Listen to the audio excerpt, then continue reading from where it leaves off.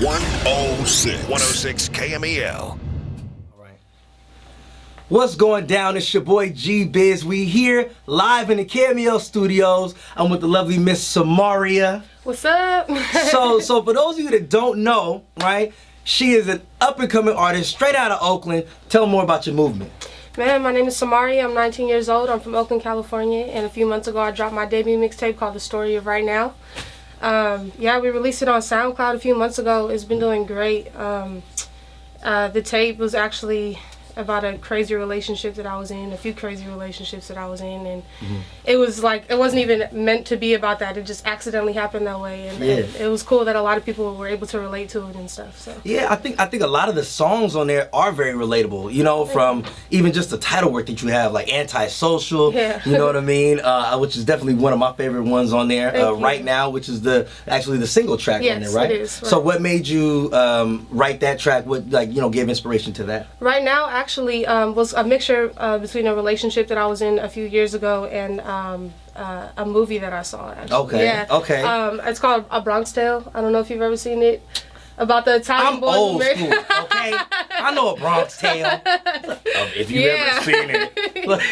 I incorporated both of my relationship and the movie into it because I've always really been infatuated with like storytelling and music. Yeah. So that was like my first go ahead and the first shot I ever took at really doing that. So dope. Yeah. And I also saw the video that you had did to it, so that explains a lot, right? Yeah, when you see it, and I hear the concept that you're saying, Right, so which was great. If you haven't seen it, go check it out. It's on YouTube. It's definitely dope. I like the way that you put it together. It's almost like watching a Michael Jackson video. Really? You know, like when you see it, it's like a real ass movie. So go check it out. Thank you. You feel me?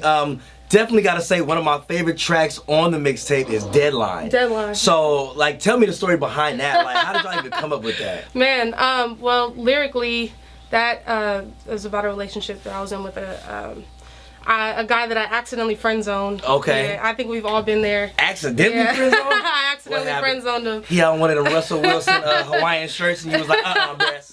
Sorry.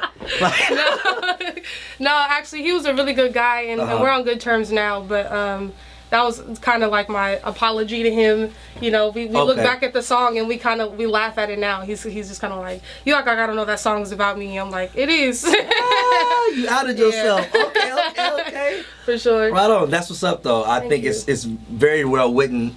Very well written.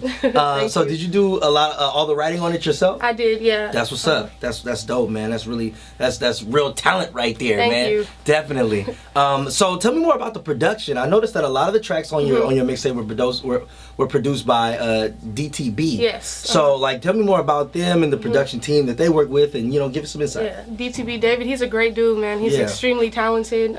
He produced the majority of the tape. Okay. I know in the beginning you said that you heard a lot of live sounds in there. Yeah. He actually plays the trumpet, and he's like phenomenal. So yeah, like he's really into like the live sounds and that classical sound and interpreting it with like the modern sound. And he's like very, very talented dude. Yeah, very young. Just a bunch of young people out here trying to make it happen and just work hard at our craft, perfecting our craft. Cool, for sure. man. That's what's up. I'm happy to see local Bay Area artists, young artists coming up and doing your thing, man, and working together and building, you know what I mean? We need more of that. And yes, like I was telling you before, I think it's dope, really, the sound that you all were able to put together, because it's I'm not gonna say it's a rarity, but you don't hear it as often as, you know, you would like to hear real sounds, from trumpets to, you know, violins to keys, everything like that really incorporated in a lot of music nowadays. So when you hear it, it's very unique. And I think it's something that definitely will help you go far if you stick to that and just, you know, stick to your guns, man. Thank you so much. I appreciate that. I think you'll be able to do a whole lot in this game. Definitely. Sure. So I have another track I have to know about. Okay? I need you to let me know where the concept came from for the track Scary. Scary, yes.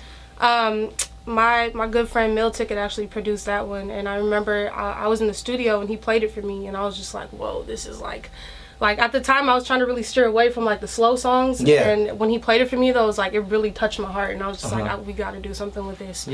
And it's a song that I think a lot of people relate to the most, because it's a song about being afraid of being in love, and what the casualties of love can do to you, and just how scary it can be, the feeling, you know, when you break up with somebody, or when you're in love with somebody. It's all just a really scary feeling. It can be overpowering. And even though it's really short, I think the way that it was produced and the content of the lyrics really is just, it touches a lot of people, because a lot of people are afraid to admit that they're scared of being in love sometimes. It's one of those feelings you just gotta let wash over you like a wave. You just you know, just go ahead and do your Titanic to that thing. And that's how I felt when I was recording. I was in the booth like right, get it all out. Get it all out. Another one of my favorite tracks has to be Taj's Ballad. Taj's Ballad. Now, I don't know if it's the keys y'all got on there, if it's the different strings you all have on there, but I mean, I think it's an awesome story. Thank you. I think it's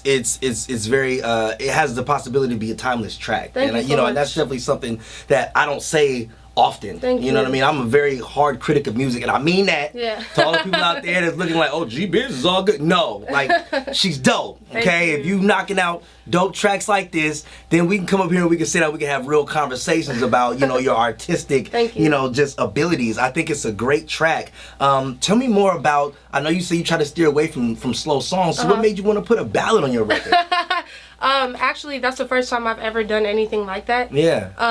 When me and DTB were sitting down and he was playing the beat, I was actually having a hard time writing to it because I didn't understand what a ballad was at the time. And you know, David, like, both of his parents are teachers, and like he went to school for it, so he's like really like always trying to teach me about like the small things that I need to know about, like whether we're making beats or when I'm writing. Like he's just always trying to game me up. So when I was writing to it, it was like, you know, ballads, the concept is a 1 2 3 1 1 2 3. So I was having a hard time because I was doing the whole like 4 1 2 3 4, and he was like, nah, like slow it down a little bit. Yeah, exactly. And I was just like, oh, okay, this is cool. And so a ballad is actually a call and response, which is actually what the lyrical content is like me speaking to him. It's the guy that I was in a relationship with. I was saying a lot of things that I was saying to him while we were arguing, and then the second verse is what he would say to me. So it was like a call and response lyrically too. I got you. I got you. Yeah, that's dope. Yo, for all you youngsters out there, don't be afraid to open your mind up musically. Be honest. All right, we got a 19-year-old here talking about ballads, man. Go ahead, get your Marvin Gaye and your Tammy Terrell on. You don't know who that is? Look it up. Man, all right, good people. Right. So definitely thank you for coming up here today. I really appreciate the time that you've taken to sit down with me. Give them more about your info, man, and let everybody know where they can find you and check out your record. Yeah, absolutely. Again, my name is Samaria. I'm 19 years old. I'm from Oakland. You can follow me on Instagram at Samaria Music, Twitter at Samaria's Music, and search up Samaria on YouTube, and you'll find all of my music there and other stuff. Yeah, I follow you, Voice Queen. Voicemail Queen. Hey, yo, y'all already know it's your boy G BiZ. We up in here holding it down. 106 KMEL, Sana G Morning Show, doing it for the local artist spotlight, man. Y'all keep it tuned, holding it down right here, 106 KMEL. Your boy G BiZ. We doing it for the street. Oh yeah. And that's it. Cool. Nice. Y'all good? Yep. Cool. Thank you all so much. Thank you for having me, no man. problem.